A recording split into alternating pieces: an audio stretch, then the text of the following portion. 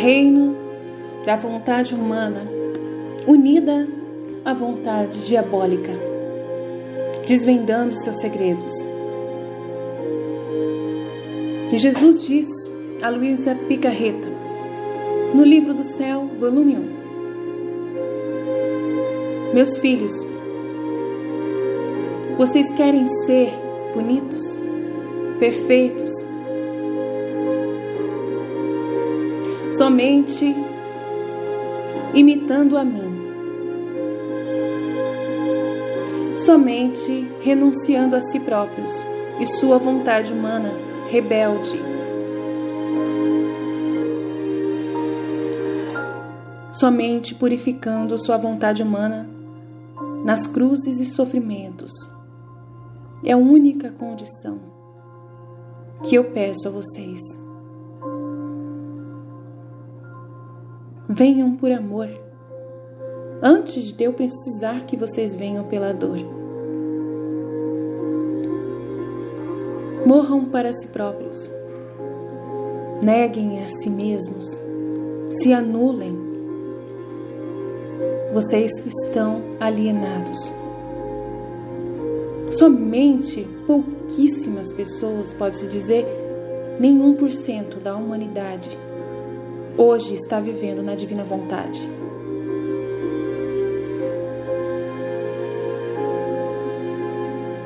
Você quer se encher das imensas riquezas, não por um curto período de tempo, mas por toda a eternidade? Bem, é a cruz que eu trouxe para a terra e os meus ensinamentos que lhe darão todos os tipos de riquezas, desde os centavos mais pequenos, que são as pequenas cruzes do dia a dia, até as maiores somas das ofertas que vocês darão para a humanidade, quando quiserem partilhar com todos a missão de divulgar a divina vontade, que são as cruzes mais pesadas, pois vocês serão vistos como loucos, terão poucos seguidores, não terão elogios da terra, somente do céu. No entanto, os homens são tão ávidos somente por ganhar um centavo temporal, e não se pensa em comprar um centavo eterno. E quando eu, tendo compaixão deles, vendo sua fraqueza por tudo que diz respeito ao eterno, eu lhes ofereço graciosamente a oportunidade. E ao invés de vocês quererem, vocês ficam indignados e me ofendem. Que loucura humana! Parece que vocês entendem tudo de cabeça para baixo. Meus amados, é na cruz, é no sofrimento, é nas dificuldades, é no pensar, raciocinar, testar técnicas, fórmulas próprias, meios que o seu próprio pensamento produz.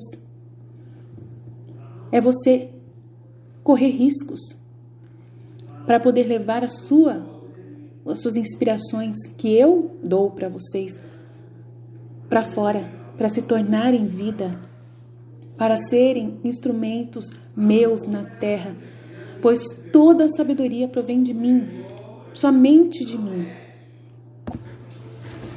E hoje, meus amados, eu quero trazer para vocês a verdade.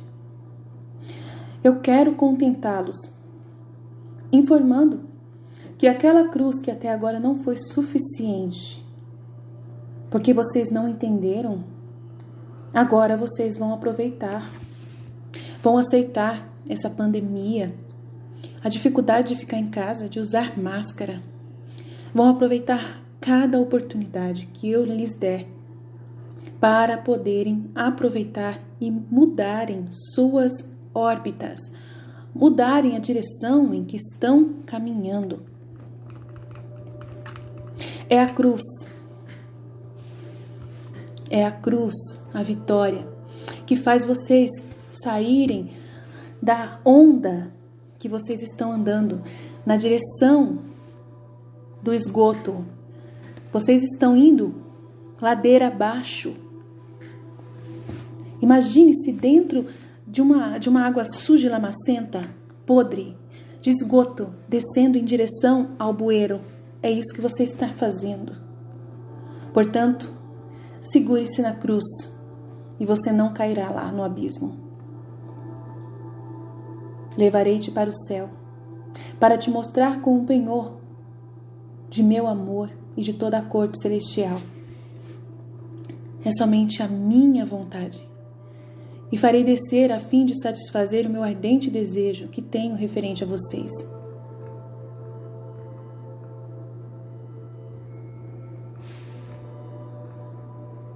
E vamos continuar a leitura do mundo da vontade humana desordenada, aliada com a diabólica. Vamos continuar a partir do 2. Jesus quer que a gente continue firme, né? Então vamos lá. Isso é tudo o que as mulheres usam quando elas desejam bajular os homens? Essa é a coisa mais eficaz que elas podem usar. Que é a que a gente estava dizendo, né? Que a técnica que elas usam é de fechar seus olhos em uma posição semicerrada, hipnotizando os homens. Mas hoje em dia não é só as mulheres que fazem isso, né? É os homens que também estão entre eles. E você vê que quanto mais se vê na mídia homem com homem, mais homens com homens surgem. Quando mais se vê na mídia favorece mulheres com mulheres, mais surgem. Porque o ser humano não pensa por si próprio. Ele só vai na onda do bueiro, na direção do bueiro junto com todo mundo. Porque não tem vontade humana própria. Sentimentos, emoções, tudo são aliados à alienação. Então, vamos lá. Às vezes o apelo sexual fica em segundo plano, mas falar com uma vozinha mais levinha, ser mais delicado, né, chama a atenção do homem.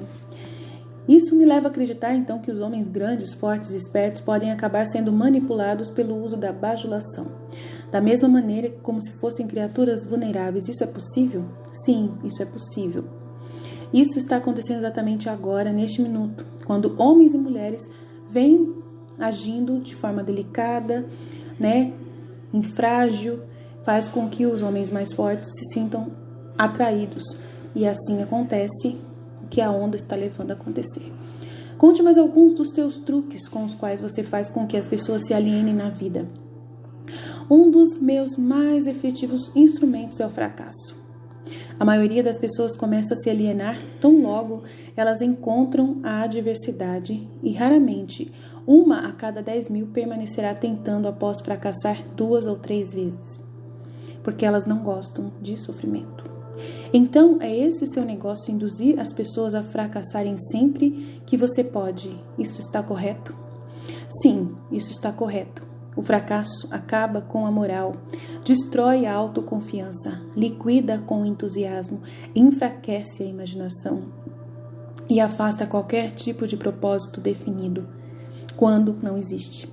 Se essas qualidades e ninguém consegue permanentemente manter o sucesso em qualquer empreitada, o mundo produziu milhares de inventores com habilidades superiores àquelas de Thomas Edison.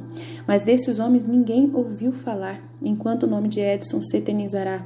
Isso porque Edison converteu o fracasso em um trampolim para alcançar grandes resultados. Então o fracasso, a cruz, ele utilizou.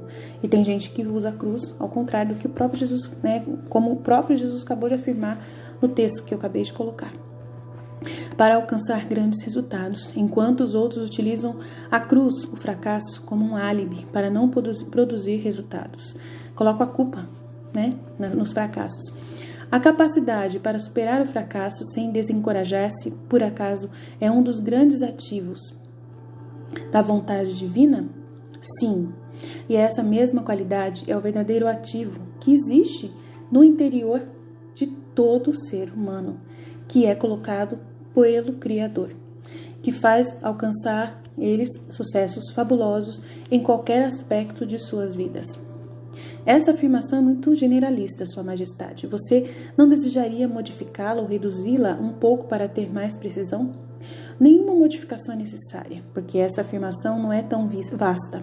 Pesquise com precisão a vida de homens e mulheres que alcançaram sucessos duradouros e que foram fiéis ao seu propósito. E você achará, sem exceção, que o sucesso deles ocorreu na exata proporção da extensão do fracasso que eles conseguiram superar. Por exemplo, os grandes santos da Igreja Católica e os apóstolos que fizeram com que a religião chegasse até hoje. A vida de cada pessoa bem-sucedida clama por uma das maiores verdades que a maior parte dos filósofos já sabia. Cada fracasso traz junto de si a semente de um sucesso equivalente. Mas a semente não germinará e crescerá sob a influência de um alienado. Ela se abre para a vida somente quando está nas mãos de alguém inspirado que reconhece que a maior parte dos fracassos tão somente são derrotas temporárias e que nunca, sob nenhuma espécie, aceita a derrota como uma desculpa para se alienar. São pessoas perseverantes, constantes, que lutam apesar das dificuldades e aprendem com os fracassos e cruzes. Se estou entendendo corretamente, você está afirmando que existe virtude no fracasso. Isso não me parece razoável, porque você tenta induzir as pessoas a fracassarem se há virtude no fracasso?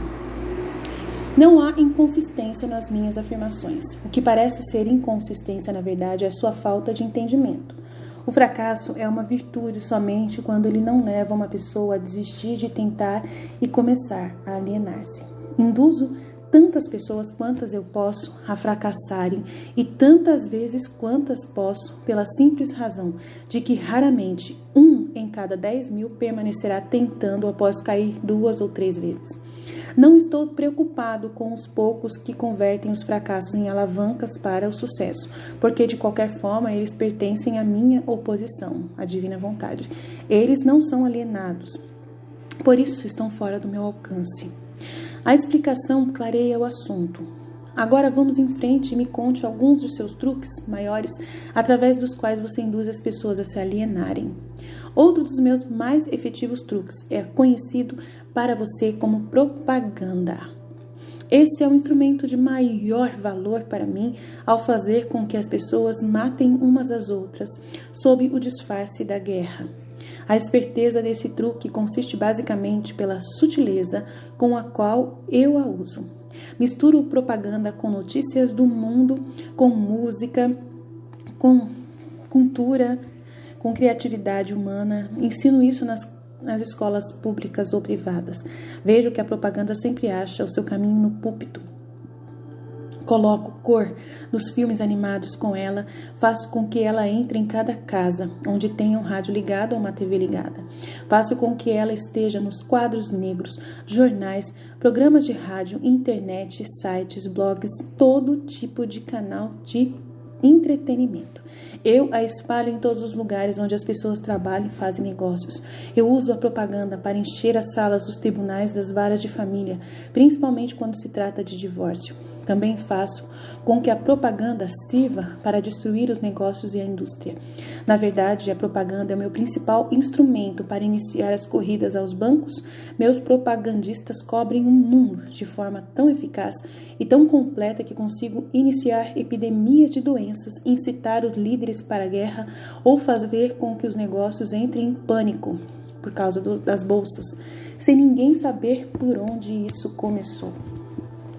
Se você consegue fazer tudo o que você diz conseguir fazer com a propaganda, vontade humana diabólica, não é difícil de imaginar por que temos tantas guerras e crises econômicas.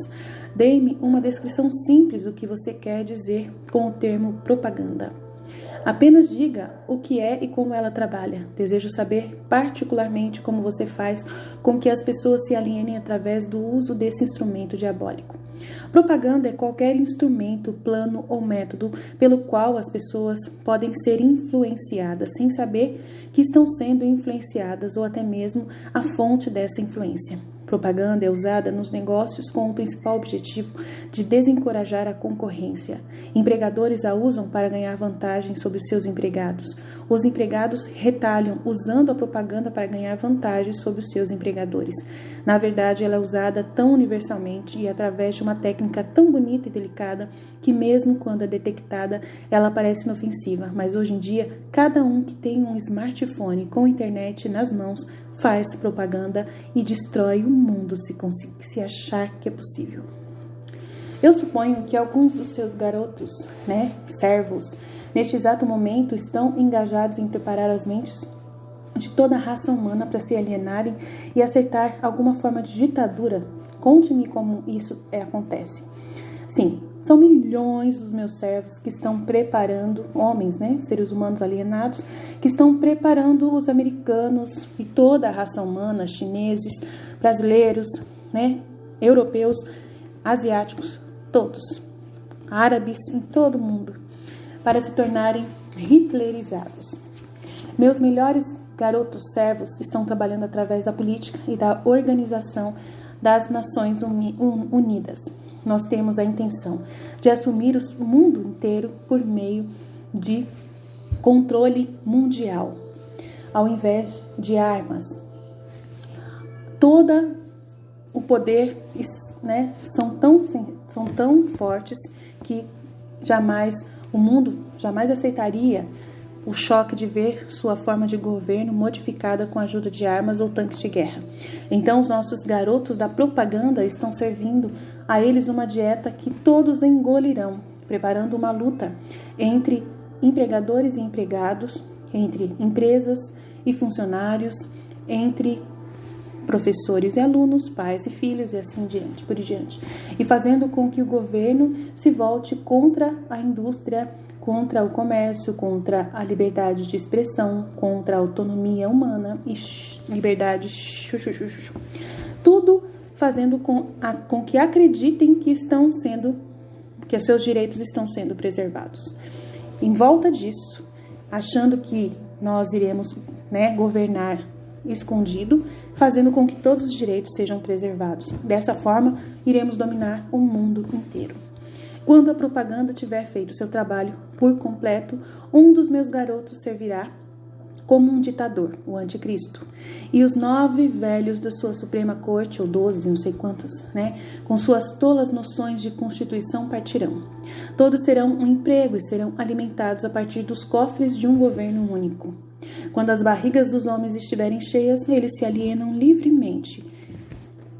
A humanidade inteira estará nas minhas mãos. Com aqueles que lhe dão o que comer, homens famintos saem do controle. Me pergunto quem inventou o sábio truque que você chama de propaganda, baseado no que você me contou sobre a sua fonte e a natureza da propaganda. Entendo porque ela é tão letal.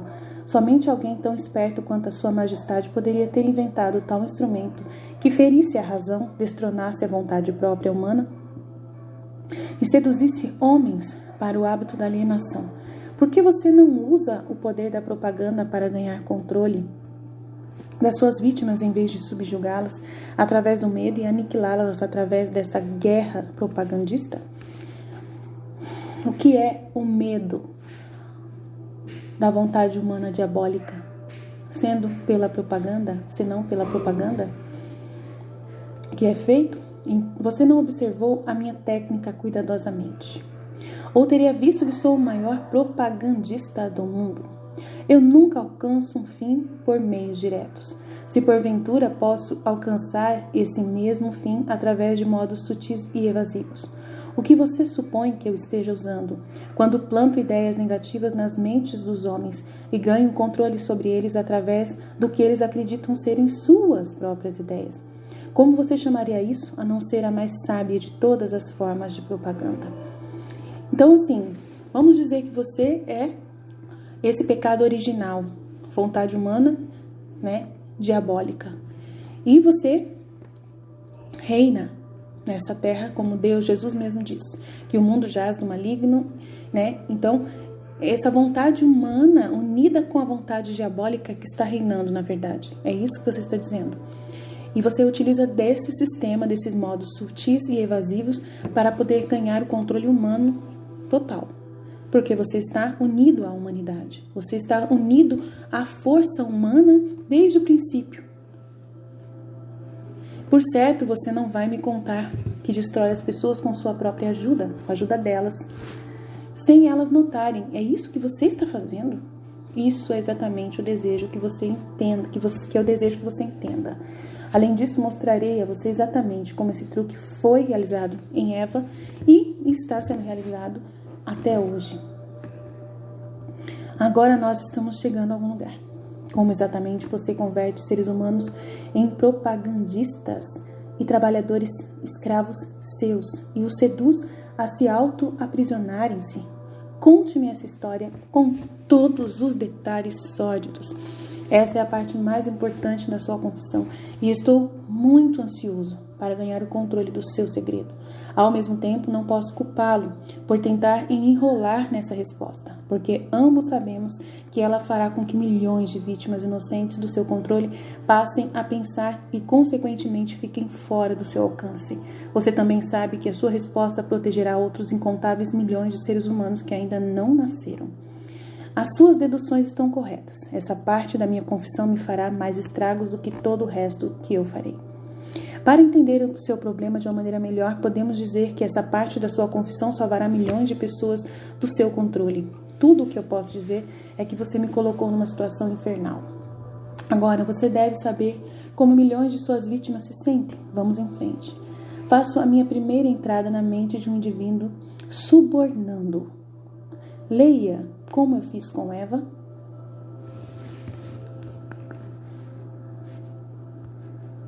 Vamos ler então. No sexto dia da criação, no Gênesis 1:27, Deus formou e criou Adão na compleição física de 33 anos, idade em que Cristo havia de morrer, e tão parecido à sua humanidade santíssima que no corpo era a mínima diferença, e a alma semelhante à sua quanto à natureza. De Adão formou Eva, tão semelhante à Virgem Maria que a produzia nas feições e em toda a sua pessoa. Contemplava o Senhor com sumo agrado e benevolência estes dois retratos dos originais que oportunamente criaria. O Senhor Deus, Criador. Por causa destes, lhes concedeu muitas bênçãos, como para se entreter com eles e seus descendentes, enquanto esperava o dia no qual haveria de formar Cristo e Maria dessa descendência. A inveja de Lúcifer pelos primeiros homens. Todavia, o feliz estado no qual Deus criara os dois primeiros pais do gênero humano durou muito pouco. Contra eles logo se despertou a inveja da serpente, a vontade diabólica que espreitava sua criação. Apesar de que Lúcifer não pudera ver a formação de Adão e Eva, como vira todas as outras coisas no momento de serem criadas, não quis o homem mostrar, o Senhor Deus, Criador, mostrar-lhe a criação do homem. Tampouco a formação de Eva da costela de Adão, e só os viu quando apareceram juntos. Quando a serpente, a vontade diabólica, viu a admirável compleição da natureza humana, superior a todas as demais criaturas, a beleza das almas e também dos corpos de Adão e Eva, conhecendo o paternal amor que lhes votava o Senhor Criador, que os fizera donos e senhores de toda a criação com promessas de vida eterna, enfureceu-se a ira deste dragão e sua vontade diabólica. Não há língua que possa explicar a violência com que se agitou aquela besta feroz. Incitado pela inveja, desejou tirar-lhes a vida, e como um leão o teria feito se não fosse detido por uma força superior. Por este motivo, estudava e procurava um modo para os rebelar contra o Altíssimo e derrubá-los da graça divina. Enganou-se Lúcifer, porque, embora desde o princípio o Senhor Criador lhe houvesse manifestado que o Verbo far-se-ia homem no seio de uma mulher virgem, mas não lhe declarou onde e como. Por essa razão foi-lhe ocultado a criação de Adão e a formação de Eva, para que logo começasse a sentir a ignorância do mistério da encarnação em sua época.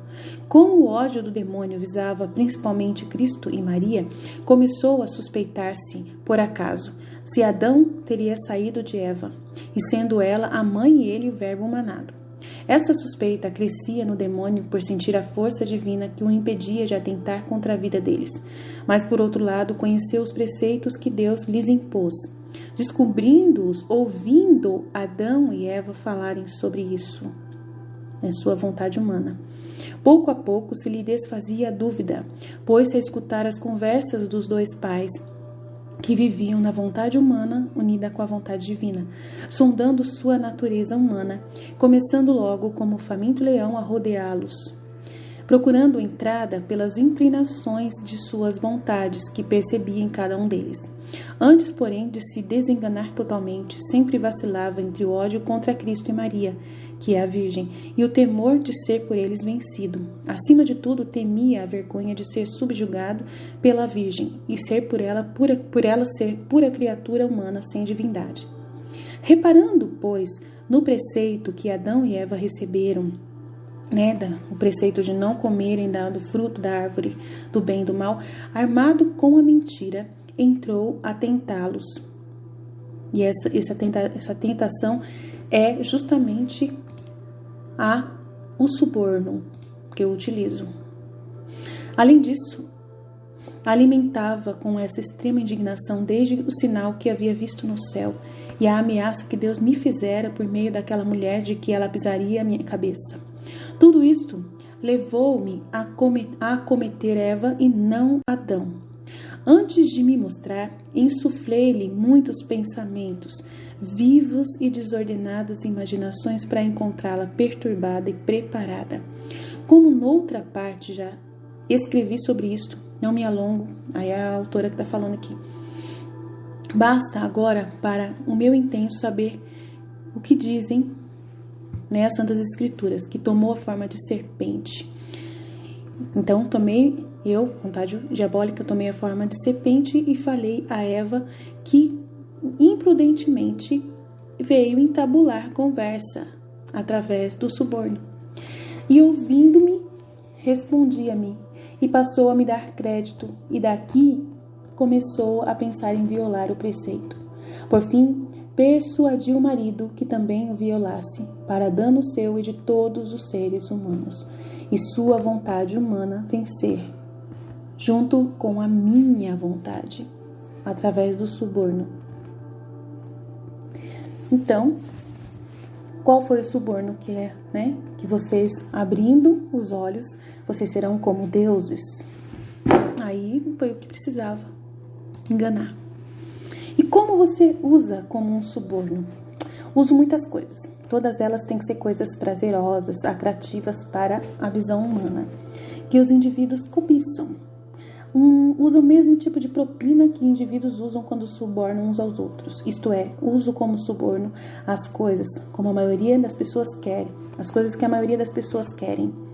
Uso na propaganda, principalmente. As minhas melhores propinas são amor, sexo, ganância pelo dinheiro, comparação, de querer ser igual ao outro, desejo obsessivo em ganhar alguma coisa por nada, jogos de azar, vaidade nas mulheres, egocentrismo nos homens, vaidade nos homens, desejo de ser mestres dos outros, de ter elogios, de ser estima, de ser famoso, desejos por tóxicos e narcóticos, desejo pela autoexpressão através de palavras e atos, músicas, e desejo de imitar os outros, desejo pela perpetuação da vida após a morte, desejo de ser herói ou de ser heroína, desejo por alimento físico e vários outros desejos humanos, vontades humanas.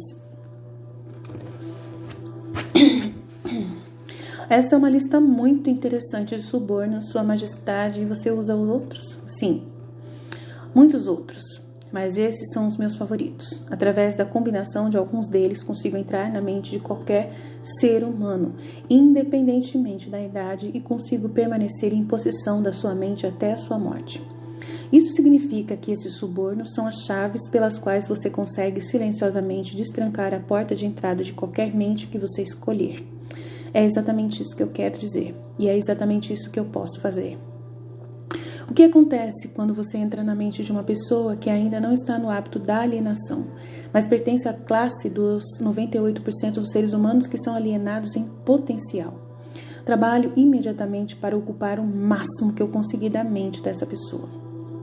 Se a maior fraqueza desse indivíduo é o desejo por dinheiro, começo a jogar moedas na frente dele, claro, falando em sentido figurado, intensifico o seu desejo através de jogos de azar, através de loteria, através, né, de parcerias de dinheiro, né, através de uma nova moeda que é fácil, de juros, que pode ganhar em cima do dinheiro dele, né? Sistemas de pirâmides, e induzo a perseguir o dinheiro com todas as suas forças, né? Ou então através também de empréstimos, de dar golpes, né? De roubar, de vender drogas e tal. Então, quando ele chega perto do momento de abocanhar o dinheiro, eu simplesmente tiro-o da sua frente, ou ele é preso lá né? De alguma forma, às vezes ganha um pouquinho, um tempinho, depois acaba sendo preso. Esse é um velho truque meu. Depois desse truque ter sido repetido várias vezes, o pobre infeliz desiste e se entrega. Aí então eu tomo conta do resto que faltou da sua mente, do espaço de sua mente, e acabo por preenchê-lo com o medo da pobreza. Esse é um dos melhores preenchedores da mente que eu tenho. Sim, admito que o seu método é muito inteligente, mas o que acontece se a vítima por acaso enganar você e conseguir pôr as suas mãos em um monte de dinheiro? Você consegue preencher a sua mente com o medo da pobreza? Consegue? Sim, consigo, mesmo assim. Que quanto mais ela tem, mais medo ela tem de perder o dinheiro. Né? Mas eu ocupo preenchendo sua mente também com outras coisas que sirvam para que são comprados pelo dinheiro.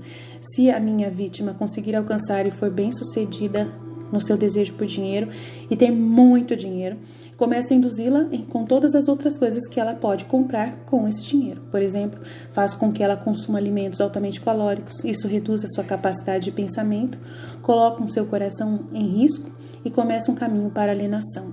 E então, além disso, faz com que ela tenha indisposições estomacais, intestinais, devido à grande quantidade de comida e de outras coisas que ela ingere. E isso também diminui a sua capacidade de pensamento, sem falar na pouca disposição para a vida e o medo de morrer, começa a gastar dinheiro com a saúde. Mas e se a vítima não é um glutão, um comilão? Quais outros vícios você pode induzi-la para levá-la a um hábito de alienação? Se a vítima é um homem, posso geralmente fisgá-lo através do apetite por sexo. A autoindulgência em sexo faz mais homens caírem no hábito da alienação e fracassarem do que todas as coisas juntas combinadas. Quer dizer, então, que a comida e sexo são as duas iscas maiores, mais certeiras, isso é correto? Sim. Com esses dois atrativos, posso tomar conta da maioria das vontades humanas das criaturas, das minhas vítimas, junto com essas, até o desejo por dinheiro. Eu estou começando a pensar que a riqueza é mais perigosa do que a pobreza, e se pode acreditar em sua história. Bem, isso depende de quem tem a riqueza e como ela foi adquirida. O que tem a ver a maneira com que o dinheiro foi adquirido com o fato de ele ser uma bênção ou uma maldição? Tudo. Se você não acredita em mim, dê uma olhada naqueles que adquirem grandes quantidades de dinheiro de forma abrupta de repente, sem tempo suficiente para ganhar sabedoria para lidar com ele. Tendo feito isso, observe atentamente como eles usam dinheiro, porque você supõe que os filhos dos homens ricos raramente conseguem grandes realizações, tal como os seus pais? É verdade. Eu lhe contarei por quê. É porque eles foram privados da autodisciplina que vem do fato de ter que se trabalhar para ganhar o dinheiro. Dê também uma olhada no histórico de artistas do cinema, da música ou atletas que num piscar de olhos acham-se rodeados de fortunas e de uma hora para outra são venerados como heróis pelo público. Observe o quão rapidamente eu consigo penetrar em suas mentes, fazendo com que se tornem viciados em sexo, drogas, jogos de azar, comida, álcool e outras coisas. Com esses vícios, eu consigo pegar e controlar mesmo as maiores e melhores pessoas deste mundo. Tão logo elas colocam as suas mãos em grandes quantidades de dinheiro. Também referente à saúde delas, à mudança do corpo, né, de manter o corpo jovem e tudo mais. E o que você tem a dizer sobre aqueles que adquirem o dinheiro lenta e paulatinamente, prestando alguma forma de serviço útil? Eles também são facilmente pegos? Eu também consigo pegá-los. Mas geralmente tem que mudar a isca. Alguns deles querem uma coisa e outros querem outras. Meu objetivo é mais alcançado, onde consigo fazer eles querer algo que eles desejam muito. Mas embrulho esse pacote como se fosse algo que eles não quisessem. O que eu dou a eles é algo definitivo que os faz alienados. Você entende como eu trabalho?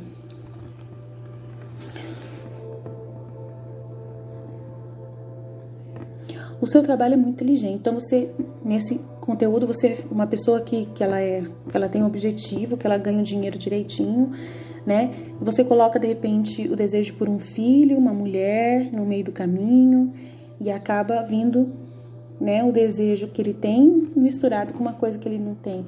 Entendi. Né? Um casamento, um relacionamento ou sim. O seu trabalho é muito inteligente, você atrai as pessoas através de seus desejos naturais e aí então coloca o seu veneno mortal bem no âmago desses desejos, da vontade humana, né, desordenada, nas paixões humanas, sempre que você pode, vontade humana diabólica. Agora você está entendendo, começando a entender, como você pode ver de forma figurada. Pode-se dizer que eu coloco o início e o fim contra os meios. De tudo que você diz, pude entender que você não consegue induzir um não alienado a ajudá-lo a ganhar o controle de sua mente com esses seus tipos de subornos. Isso está correto? Isso é mais ou menos correto. Posso e também me interesso em dar propinas para todos os não alienados. Como eu uso é o medo da crítica. Porque eu uso como suborno para eles por causa do grande medo que eles têm da crítica. Então eu faço muita gente criticar eles e isso faz com que eles muitas vezes caem no medo da crítica e sejam alienados facilmente e parem de publicar os seus conhecimentos. A diferença é o que o não alienado assemelha-se a um peixe que rouba a isca do anzol, mas recusa-se a ser fisgado. O não alienado tira da vida o que ele quer, o que quer que ele queira, mas ele faz nos seus próprios termos. O alienado tira o que quer que ele consiga da vida, mas tudo o que ele tira, ele consegue nos meus termos. Por analogia, pode-se dizer de outra forma que o não alienado pega dinheiro emprestado de um banco legítimo, se ele realmente quer, e paga uma taxa de juros decente. O alienado dirige-se a um agiota, empenha o seu relógio e paga uma taxa de juros suicida pelo seu empréstimo. Então eu concluo por suas afirmações que no final das contas as suas mãos estão de alguma forma ligadas a todas as misérias e problemas das pessoas, mesmo que a sua presença não seja visível. Todos os meus trabalhadores que trabalham contra a vontade são, na verdade, os meus melhores operários. Como você pode ver, os meus trabalhadores que não são conscientes do trabalho que fazem são todos aqueles que eu não consigo controlar com alguma combinação de propinas. Pessoas que tenho que controlar pelo medo ou alguma forma de tragédia. Eles não desejam servir a mim, mas não conseguem evitar porque elas estão eternamente ligadas a mim pelo hábito da alienação. Então você de repente ameaça tirar a vida de alguém da família dela, né, pela doença, dá o medo dela perder alguém, ou faz aparecer alguém na vida dela que ocupa boa parte da vida dela, o apego que ela tem às pessoas, entendi. Ou então o medo da crítica, como você já disse. Agora estou começando a entender melhor a sua técnica. Você suborna suas vítimas através dos seus desejos, suas vontades humanas naturais e as leva a se alienarem. Se elas responderem aos seus atrativos, elas se tornam vontade humana diabólica unida ao do diabo. Se elas se recusarem a responder, você planta a semente do medo nas suas mentes ou prepara armadilha para elas com algum tipo de infortúnio, atando-as enquanto elas estão no auge da depressão. Isso é o seu método. É exatamente assim que eu trabalho. Muito esperto, você não acha? Quem você prefere que sirva como seu propagandista? Os jovens ou os velhos? Os jovens, é claro, porque eles podem ser influenciados pela grande maioria dos meus atrativos, muito mais facilmente que as pessoas com mais idade que já possuem julgamento mais maduro. Tanto que você pode ver que os seus seguidores, a maioria, são pessoas de 40 anos para cima. É verdade. Sua Majestade me deu uma clara descrição do que é alienação. Agora me diga, o que deve ser feito para assegurar-se contra o hábito da alienação? Eu quero uma fórmula completa, que qualquer um possa usar. A proteção contra a alienação encontra-se facilmente dentro de cada ser humano, que possui um corpo mortal, uma mente e uma alma. A autodefesa pode ser aplicada através desses simples métodos. Pense por si mesmo em todas as ocasiões. Se conheça plenamente.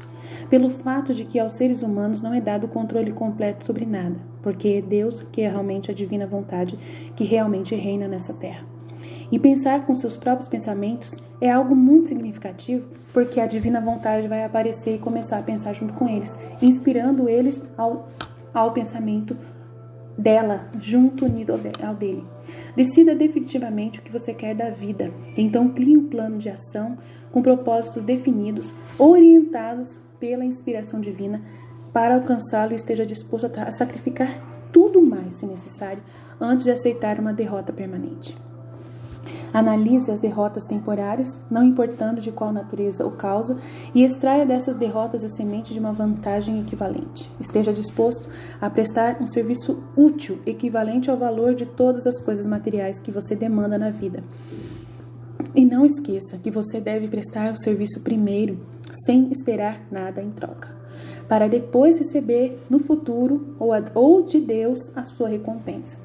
Reconheça que o seu cérebro é um aparelho receptor que pode ser sintonizado para receber comunicações da Central Universal de Inteligência Infinita da Divina Vontade, para ajudá-lo a transformar os seus desejos no equivalente físico que você deseja. Reconheça que o seu grande ativo é o tempo. É a única coisa, com exceção do poder do pensamento, que você também tem nas mãos. E é a única coisa que pode ser transformada em coisas materiais que sejam do seu desejo. Organize seu tempo de tal forma que nada dele seja desperdiçado. Reconheça a verdade de que o medo geralmente é um preenchedor de espaço que o diabo utiliza para ocupar a proporção disponível da sua mente. Ele somente é um estado de espírito que você pode controlar, preenchendo o mesmo espaço que ele ocuparia com a fé inabalável, com a vontade divina, com Deus que vai se instalar no templo humano e começar a viver nele, na sua capacidade de fazer a vida ser fornecida do próprio Criador, da fonte infinita de sabedoria, e que quer que você viva dele e quer reinar em você. Quando rezar, nunca implore. Peça o que quer e insista exatamente nisso, sem substitutos. Reconheça que a vida é um mestre cruel que ou você a controla ou ela te controla. Não há meio termo. Nunca aceite da vida qualquer coisa que você não queira. Se aquilo que você não quer temporariamente vem à força para você, é a divina vontade que está permitindo e vai ser para poder fazer você crescer. Você pode aceitá-lo em sua mente e ele abrirá espaço para que você possa trazer as coisas que ela, a divina vontade, precisa trazer para você crescer mais e mais e mais. E busque aquilo que você quer, junto com a divina vontade inspirando você. Por último, lembre-se de que seus pensamentos dominantes atraem, através de uma lei definitiva da natureza, pela rota mais conveniente e curta, a sua contrapartida física. Seja extremamente cuidadoso com o foco de seus pensamentos. É a lei da atração, que é tudo da divina vontade. Essa lista me parece muito impositiva. Dê-me uma simples forma combinando todos os 10 pontos que você mencionou. Se você tivesse que combinar todos esses pontos em somente um, qual deles seria? Seja definido em tudo que você fizer e nunca deixe pensamentos não acabados na sua mente. Mantenha uma paz constante em sua mente todos os momentos. Forme o hábito de alcançar decisões definidas em todos os assuntos e áreas da sua vida e se una plenamente com o seu Criador e com as inspirações que vêm desse central infinito de sabedoria, que é o Deus. Pode o hábito da alienação ser quebrado ou ele se torna permanente uma vez tendo sido formado? O hábito pode ser quebrado se a vítima tiver força de vontade suficiente, considerando-se que leva tempo para conseguir. Existe um ponto de ruptura que é chamado penitência, mortificação e jejum, que é um hábito também, e que ajuda a quebrar os maus hábitos. Além desse ponto, a vítima torna-se minha. Ele se parece com uma mosca que foi pega numa teia de aranha. Ela pode lutar, mas não consegue desvencilhar-se. Cada movimento que ela faz a torna mais enredada. A teia na qual eu enredo as minhas vítimas, vontade humana diabólica, permanentemente, na verdade, é uma lei da natureza que eu utilizo, que ainda não foi bem entendida, nem estudada pelos homens da ciência. O ritmo hipnótico. Que lei misteriosa é essa pela qual você toma controle permanente dos corpos das pessoas, mesmo antes de possuir suas almas? O mundo inteiro vai querer saber sobre essa lei e como ela funciona. Não será fácil descrever essa lei para você de tal forma que você possa entendê-la facilmente. Mas você pode chamá-la de ritmo hipnótico. É a mesma lei pela qual as pessoas podem ser hipnotizadas. Então você possui o poder de usar as leis da natureza, do próprio Criador, como uma teia na qual você mantém as suas vítimas em eterno controle. É isso que você afirma, vontade humana diabólica. Isso não é somente como eu afirmo. Isso é verdade. Eu assumo o controle de suas mentes e de seus corpos, mesmo antes deles morrerem. Sempre que consigo atraí-los ou assustá-los por meio do ritmo hipnótico. É o afastamento, a rebeldia, a revolta contra Deus que eu vou incitando neles, por causa de terem passado por tantas situações de fracasso, de morte constante. Isso é o ritmo hipnótico. Como você utiliza para ganhar a maestria permanente sobre os seres humanos? Terei que voltar no começo e no espaço e dar a você uma breve descrição elementar de como a natureza usa o ritmo hipnótico. De outra forma, você não será capaz de entender a minha descrição de como eu uso essa lei universal para controlar os seres humanos. Vá em frente, mas mantenha sua história focada em conceitos simples, os quais eu consiga, através da minha própria experiência e conhecimento, aplicar as leis naturais conhecidas. Muito bem, farei o meu melhor. Você, é claro, sabe que a natureza mantém um balanço perfeito entre todos os elementos e toda a energia do universo. Você pode ver que as estrelas e os planetas se movem com uma precisão perfeita, cada qual respeitando o seu próprio lugar no tempo e no espaço. Você pode ver que as estações do ano vêm e vão com uma regularidade perfeita. Tire suas próprias conclusões, considerando que o carvalho deriva da noz e o pinheiro cresce baseado na semente de seu ancestral. Uma noz nunca produzirá um pinheiro e um pinhão nunca produzirá um carvalho. São essas coisas simples que qualquer pessoa consegue entender. O que é difícil realmente é se ver. É a lei universal através da qual a natureza mantém um balanço perfeito por toda a miríade do universo. Vocês, seres humanos, tiveram consciência de uma fração dessa grande e imutável lei universal quando Newton descobriu que ela mantém a Terra em sua posição exata e faz com que todos os objetos materiais sejam atraídos para o centro da mesma. Ele chamou isso de lei da gravidade. Mas ele não foi mais longe o suficiente com o estudo dessa lei. Se ele tivesse sido ajudado, mais focado, tirado a sabedoria inspirada de Deus, da criação, do Espírito Santo, morando nele, se ele tivesse ido mais longe, se a divina vontade tivesse colaborado, ele teria descoberto que é a mesma lei que mantém a Terra na sua posição e ajuda a natureza a manter no balanço perfeito, nas 4 dimensões conhecidas, na qual toda matéria e energia estão contidas. É a rede pela qual eu amarro e controlo as mentes dos seres humanos. Me conte mais sobre essa surpreendente lei do ritmo hipnótico. Conforme já afirmei, há uma forma universal de energia com a qual a natureza mantém um equilíbrio perfeito entre toda a energia e a matéria contida neste universo. Na verdade, a natureza faz uso de maneira muito especializada dessa forma especial de energia, quebrando-a em diferentes comprimentos de ondas. O processo de quebrar os comprimentos de onda é feito através do hábito. Você entenderá melhor o que eu estou tentando dizer se eu fizer uma comparação direta com o método pelo qual alguém aprende a tocar algum tipo de instrumento musical. Primeiro, as notas musicais devem ser memorizadas na mente. Feito isso, elas relacionam-se umas com as outras através da melodia e do ritmo. Pelo efeito da repetição, a melodia e o ritmo fixam-se em nossas mentes. Observe atentamente como um músico deve repetir incessantemente uma música antes de ter o domínio sobre ela. Através da repetição, as notas musicais misturam-se e então você tem a música. Qualquer impulso de pensamento que a mente repita mais de uma vez através do hábito acaba formando um ritmo organizado. Hábitos indesejáveis podem ser quebrados. Eles devem ser quebrados antes de assumir as proporções de tal forma que possam ser considerados um ritmo. Você está conseguindo me acompanhar? Sim. Bem, para continuar, o ritmo é o último estágio do hábito. Qualquer pensamento ou movimento físico que seja repetido 1, 2 ou mais vezes, através do princípio do hábito, finalmente alcança a proporção do ritmo.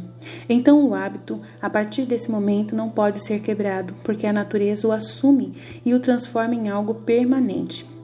É algo tipo um redemoinho na água. Um objeto pode manter-se flutuando indefinidamente até que ele seja pego por um redemoinho. Nesse caso, ele não tem como escapar, pois a força da água o fará submergir. Dessa forma, pode-se comparar a energia do pensamento das pessoas com a energia da correnteza do redemoinho na água. Mas com a ajuda de Deus pode, né? Sim, com a ajuda e influência total do Espírito de Deus, do Criador, e fazendo todo o processo de mortificação, abnegação, jejuns, todo tipo de aniquilação própria, fazendo o inverso e buscando a esperança, a fé e a caridade em Deus, reconhecendo o seu sacrifício pelo ser humano, ele consegue vencer todos esses ritmos que ele estava continuamente seguindo, transformando os hábitos indesejáveis em hábitos através da oração. E a oração tem o poder de transformar qualquer ser humano em um ser divino. Então essa é a forma com que você controla as mentes das pessoas, então, aqui na Terra. Sim, como eu já disse algumas vezes, tudo o que tem que fazer para ganhar o controle de qualquer mente humana é induzi-la à alienação por desejos perversos. Pelo que estou entendendo, então o hábito de alienar-se é o maior risco que as pessoas correm de perder suas prerrogativas ou os seus privilégios de pensarem em seus próprios pensamentos e moldarem os seus próprios destinos. Isso e muito mais. Alienar-se é também um hábito pelo qual possuo as suas almas, após os seres humanos desistirem de seus corpos físicos. Então você está falando do demônio já, né? Então, o único meio de um ser humano ser salvo da aniquilação eterna é mantendo o controle sobre a sua própria mente enquanto ele está no planeta Terra e unido à vontade divina. Isso é verdadeiro? O que você afirmou está perfeitamente correto. É a mais absoluta verdade. Aqueles que controlam e usam suas mentes, unidos à divina vontade do Criador, escapam da minha rede. Todos os outros acabam em minhas mãos, e isso ocorre tão naturalmente quanto o sol se põe no ocidente. Isso é tudo que se pode para saber, que se precisa saber para ser salvo da aniquilação eterna? Por acaso aquilo que você chama de oposição à divina vontade não tem nada a ver com a salvação das pessoas? Eu posso ver que você realmente pensa de forma profunda. A minha posição, essa força que vocês chamam de Deus Criador, tem tudo a ver com a salvação das pessoas da aniquilação eterna. E é justamente por essa razão que é minha oposição, que fornece a cada ser humano o privilégio divino de usar a sua própria mente. Ele dá liberdade plena para o ser humano, para ele se querer escolher amá-lo ou não. Se você usar essa força para manter o controle sobre sua mente, você acaba se tornando uma parte dele, do divino. No momento em que você deixar o corpo físico, você vai ser dele automaticamente.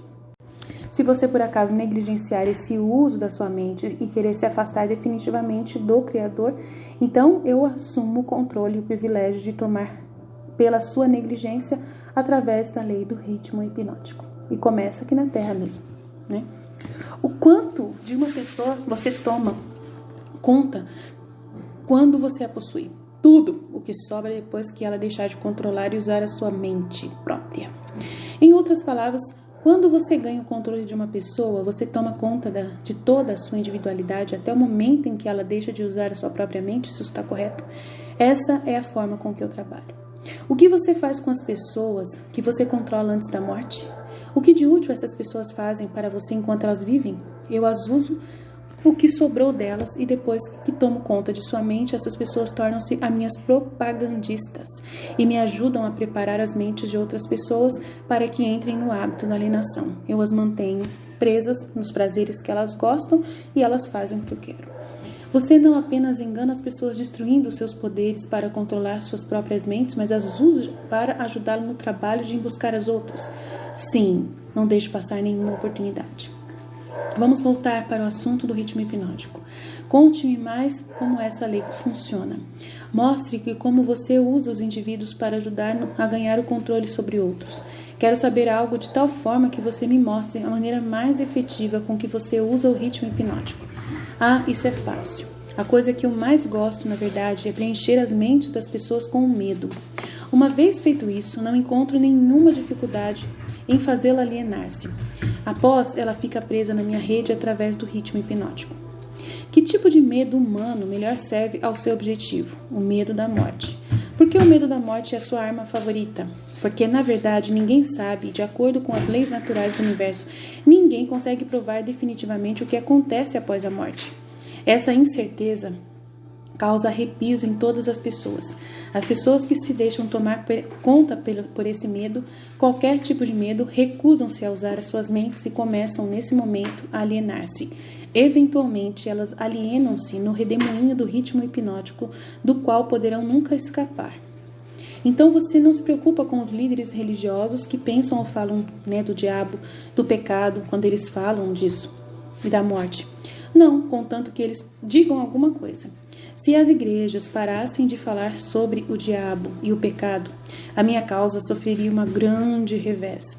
Todo o ataque feito contra mim, que sou o pecado, a vontade humana, diabólica, na verdade, aumenta o medo nas mentes de todas as pessoas que são influenciadas por esses que falam tanto de mim. Como você pode ver, a oposição é a coisa que mantém algumas pessoas longe da alienação, considerando-se que essas pessoas não se deixam dominar pelo medo que provém deles, da religião. Então você afirma que as igrejas ajudam na sua causa em vez de ajudar as pessoas? Diga-me o que então o deixa preocupado. A minha única preocupação é quando aparece um verdadeiro pensador na Terra, como, por exemplo, a Luísa Picarreta. O que você aconteceria se um pensador aparecesse na Terra? Você me pergunta o que aconteceria? Vou contar-lhe o que aconteceria. As pessoas aprenderiam a maior de todas as verdades, que o tempo que elas passam temendo alguma coisa, se fosse revertido em fé, daria a elas tudo o que elas gostariam de ter do mundo material. E também as salvariam de mim, o demônio, a vontade humana diabólica, após sua morte física. Você não acha que isso é algo que vale a pena pensar? Qual o principal obstáculo para aparecer um pensador no mundo? Medo da crítica. Talvez possa interessar a você de que o medo da crítica é a única arma eficaz que eu tenho para lutar contra os profetas. Se você não tivesse medo de publicar essa confissão, após arrancá-la de mim, eu certamente perderia o meu reino na terra. E se eu o surpreendesse e o publicasse, quanto tempo levaria para você perder o seu reinado? Apenas o tempo suficiente para que uma geração de crianças crescesse em entendimento. Se você não consegue tirar os adultos de mim, eles estão muito presos na minha rede. Mas se você publicasse essa confissão e todos tivessem acesso dessa intenção, isso é muito difícil porque estão todos alienados, já seria o suficiente para manter-me longe do controle daqueles que ainda não nasceram e também daqueles que ainda não alcançaram a idade da razão. Você não ousaria publicar o que eu lhe disse e que falei sobre os líderes religiosos, porque eles vão crucificar você. Pensei que a prática selvagem de crucificação já estivesse fora de moda há mais de 2000 anos. Não quero dizer crucificação literalmente numa cruz. O que quero dizer é que você sofreria uma crucificação social e financeira. A sua renda seria cortada. YouTube tiraria sua conta. Você se tornaria um persona não grata dos círculos sociais. Líderes religiosos e seus seguidores tratariam você com desprezo. Não é à toa que tenho tão poucos seguidores. Suponho que eu deveria escolher apostar minhas fichas com os poucos selecionados que fazem uso de suas próprias mentes, em vez de me preocupar com o medo das massas de pessoas que não usam as suas mentes, as massas de pessoas que você chama, que você tem, que são 98%. Se você tiver coragem suficiente para fazer isso, prejudicará o meu estilo. Mas é difícil, porque a maioria das pessoas, 98%, só pensam na alienação e no hábito que eu já conduzi elas. Então fique tranquilo. Por que você não fala de nenhum cientista? Você não gosta de cientistas? Ah, sim, eu gosto de todas as pessoas e muito, mas os verdadeiros cientistas estão fora do meu alcance. Por quê? Porque eles pensam por si mesmos e gastam seu tempo estudando as leis naturais. Eles lidam com fenômenos de causa e efeito, com fatos onde quer que os achem. Mas não cometa o erro de acreditar que cientistas não têm religião. Eles têm uma religião muito bem definida. Qual é a religião deles? A religião da verdade. A religião das leis naturais. Se o mundo algum dia produzir um pensador com muita capacidade, com habilidades para desvendar os mais profundos segredos da vida e da morte, unindo a sua vontade com a vontade divina, você pode ter certeza de que a ciência será responsável por essa catástrofe de acabar com o meu reino na Terra. Catástrofe para quem? Para a vontade humana diabólica, claro. Vamos voltar ao assunto do ritmo hipnótico. Eu quero saber mais sobre ele. Ele tem alguma coisa a ver com o princípio pelo qual as pessoas podem hipnotizar umas às outras? É precisamente a mesma coisa. Eu já lhe disse isso, porque você repete tanto as suas questões. Isso é um velho costume meu, Sua Majestade. Para seu esclarecimento, eu lhe direi que, na verdade, estou forçando você a repetir muitas das suas afirmações. E por acaso eu sou uma vítima? Neste momento, não. Mas muito pouco faltou para você cair na minha rede. Você se alienou através do redemoinho do ritmo hipnótico, até o momento em que você descobriu como me forçar a fazer essa confissão, mas eu vou conseguir pegar você através do dinheiro, suborno do dinheiro. Que interessante, você não está tentando me recapturar através da bajulação, está? Essa será a melhor propina que eu poderia oferecer a você, ou o suborno do dinheiro. É exatamente o tipo de suborno que eu vou usar em você e você vai se tornar outro alienado, como todos os outros. Com que exatamente você me seduz? Como eu já disse, dinheiro. Que efeito as suas propinas tiveram sobre mim? Vai fazer com que você negligencie todo esse conhecimento que você está ouvindo e adquirindo de mim. E vai só pensar em manter-se rico. Isso foi tudo que você fez para mim com seus subornos? Isso já é muito. Mas já estou de volta no caminho e fora do seu controle agora, não estou? Não. Você vai continuar firme comigo aqui. O que quebrou o seu feitiço sobre mim e me libertou do hábito da alienação por um tempo? Foi quando você começou a ouvir o seu outro eu, né? A inspiração da divina vontade agindo em você. Vá em frente e fale, Sua Majestade. Eu desejo aprender tudo quanto possa aguentar sobre a verdade. Quando você encontrou um grande amor, quando você desejou muito dinheiro, quando você desejou muito ser conhecido, aí você está no meu controle. Então, você vai me acusar de eu estar prestes a cair? Sim, vai cair de novo, com certeza.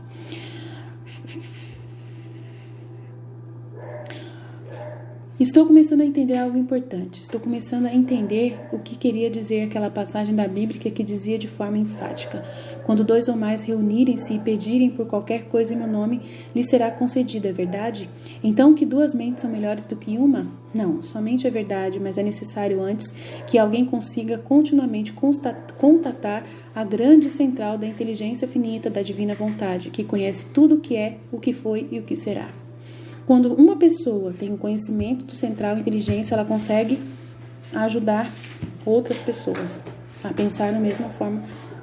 E o que é essa central de inteligência infinita? Se não existisse, você não estaria nesse momento me humilhando, obrigando-me a confessar meus principais segredos. Você está aliado a ela nesse instante. Não é perigoso dar esse tipo de informação para o mundo? Claro, é muito perigoso para mim.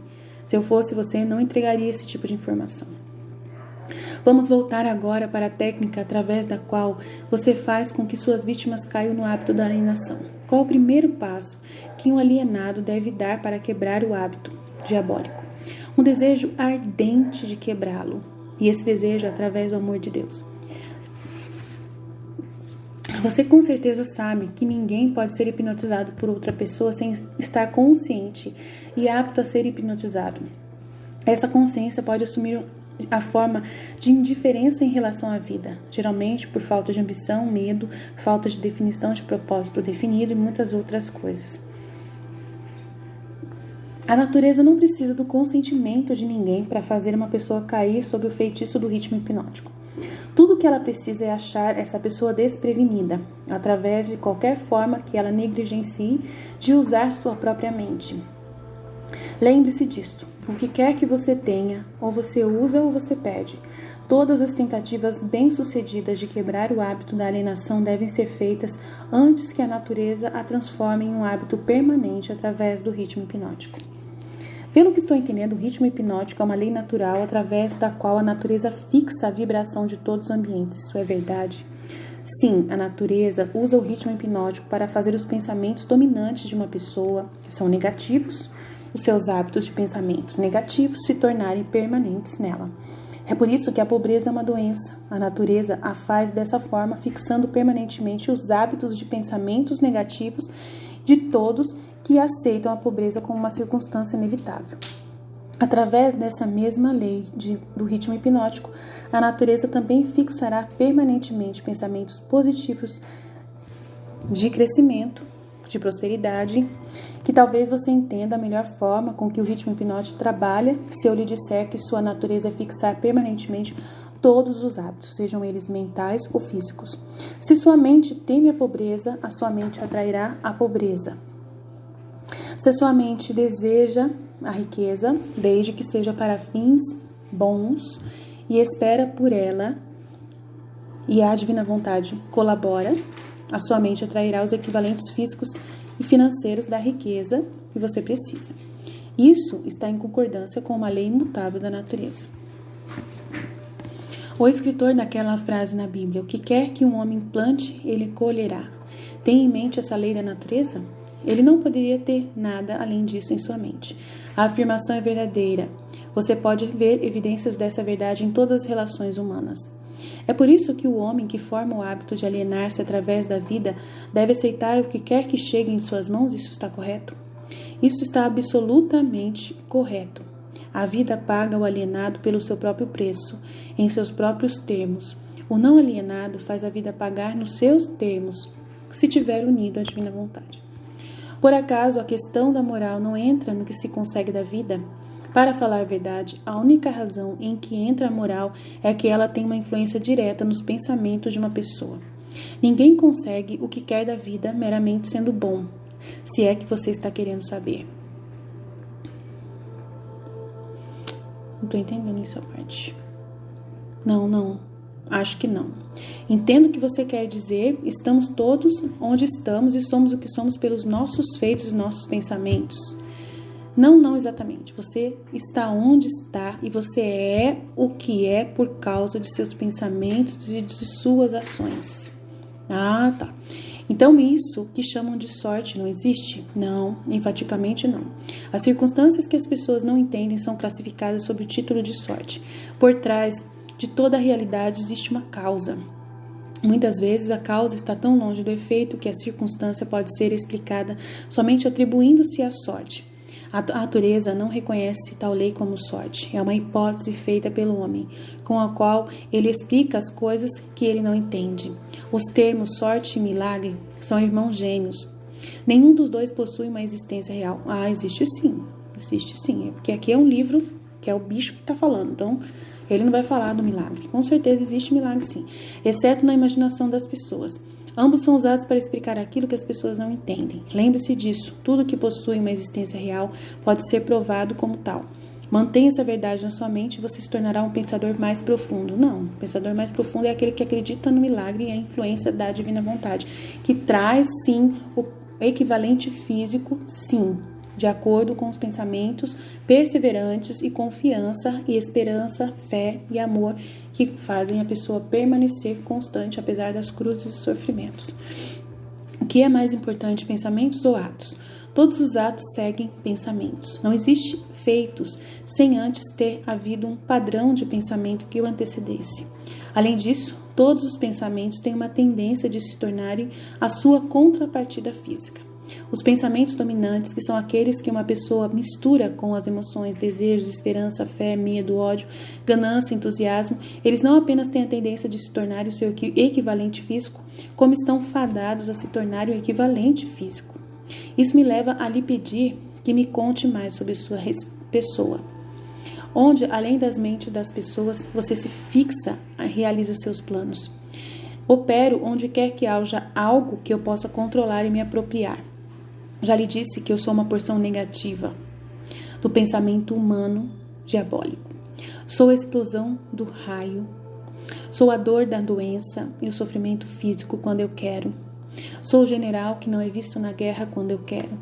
Sou o agente desconhecido da pobreza e da fome quando eu quero. Sou o executor da pena de morte quando eu quero. Sou o inspirador do desejo da carne quando eu quero. Sou o criador da inveja, da ganância e do ciúme quando eu quero. Sou o instigador do medo. Sou o gênio que converte as realizações dos homens da ciência em instrumentos de morte. Sou o destruidor da harmonia de todas as formas de relações humanas. Sou a antítese da justiça. Sou a força propulsora de toda a imoralidade. Sou o obstáculo para tudo que é bom. Sou a ansiedade, o suspense, o medo, a superstição, a insanidade. Sou o destruidor da esperança e da fé. Sou o inspirador da fofoca destrutiva e do escândalo. Sou o desencorajador do pensamento livre e independente. Em resumo, sou o mal. Em todas as formas de miséria humana, sou responsável, o instigador do desencorajamento e do desapontamento. Você chama isso de frio e cruel? Eu chamo isso de certo e confiável. A crise econômica mundial quebrou os hábitos dos homens em todas as partes e redistribuiu as fontes de oportunidades em todos os setores da vida. Em uma escala sem precedentes, o álibi do alienado com o qual ele tenta explicar sua posição indesejável é o seu grito de que não existem novas oportunidades no mundo. Não alienados não esperam pela oportunidade para trilhar seu caminho. Eles criam oportunidades que estejam de acordo com seus desejos e necessidades e inspirações. Os não alienados são espertos o suficiente para evitar a influência do ritmo hipnótico. Ninguém é esperto o suficiente para fugir da influência do ritmo hipnótico, porque o ritmo hipnótico também é usado pelo meu opositor, a divina vontade. Poderia uma pessoa facilmente evitar a influência da lei da gravidade? Não. Então, a lei do ritmo hipnótico fixa permanentemente os pensamentos dominantes dos homens, sejam eles dados pelo inspirador, divina vontade, Deus, Criador, Pai, Filho e Espírito Santo, ou sejam o mal, dados pelo diabo, pela vontade diabólica, né, incentivando eles, sejam positivos ou negativos, ou não alienados ou alienados, respectivamente. Não há razão para que um não alienado queira evitar a influência do ritmo hipnótico, porque essa lei é favorável a ele. Ela o ajuda a converter seus objetivos, planos e metas em réplicas físicas. Ela fixa a lei do ritmo hipnótico, fixa e ajuda a converter seus objetivos, planos e metas em réplicas físicas. Tanto que se você pedir o reino da divina vontade constantemente, vai acontecer o reino da divina vontade na Terra. Ela fixa os seus hábitos de pensamento e os faz permanentes. Somente um alienado desejaria escapar da influência do ritmo hipnótico. Boa parte da minha vida adulta fui um alienado. Como foi que consegui escapar por um tempo, né, como você disse, do redemoinho do ritmo hipnótico? Você não escapou. A maior porção dos seus pensamentos e desejos dominantes, desde o momento em que você alcançou a vida adulta, tem sido um desejo definido de entender todas as potencialidades da sua mente. Você pode ter se alienado por pensamentos de menor importância, mas não se alienou com esse desejo. Devido ao fato de não ter se alienado, você agora está gravando um documento que lhe dará exatamente o que seus pensamentos dominantes desejavam da vida. Por que a sua oposição não usa o ritmo hipnótico para fazer com que os pensamentos positivos e causas nobres tornem-se permanentes? Por que sua oposição permite que você use essa força estupenda como um meio de enredar as pessoas em sua rede diabólica gerada pelos próprios pensamentos e ações? Por que a sua oposição não vence você blindando as pessoas com pensamentos que construam e as eleve acima de sua influência? Como não? É o que mais a minha oposição usa. A lei do ritmo hipnótico está disponível para todos que querem fazer uso dela. Faça uso dela de forma mais efetiva e a minha oposição, junto com a minha oposição, como eles já usam, porque eu ofereço às pessoas subornos mais atrativos para elas materialmente e por isso que elas dão mais atenção para mim do que para ele. Ele usa a promessa de salvação no futuro próximo, na eternidade, e uma vida, né, de paz e de felicidade aqui. E agora tem o reino da divina vontade, que ele tá oferecendo em vida. Então, ele está usando. Basta vocês começarem a pedir o reino da divina vontade que ele virá. Vai acontecer o seu equivalente físico. Pelos pensamentos positivos de trazer essa divina vontade para reinar como vocês tanto desejam. a fim de que elas pensem os mesmos tipos de pensamentos todos juntos, buscando o mesmo objetivo juntos. Quanto mais pessoas, mais rápido chegará. Em outras palavras, você controla as pessoas, fazendo com que pensamentos negativos e ações destrutivas sejam prazerosas para elas. Isso é correto? Essa é a ideia exatamente. Então a gente vai parar por aqui e vamos continuar depois com as sementes do medo.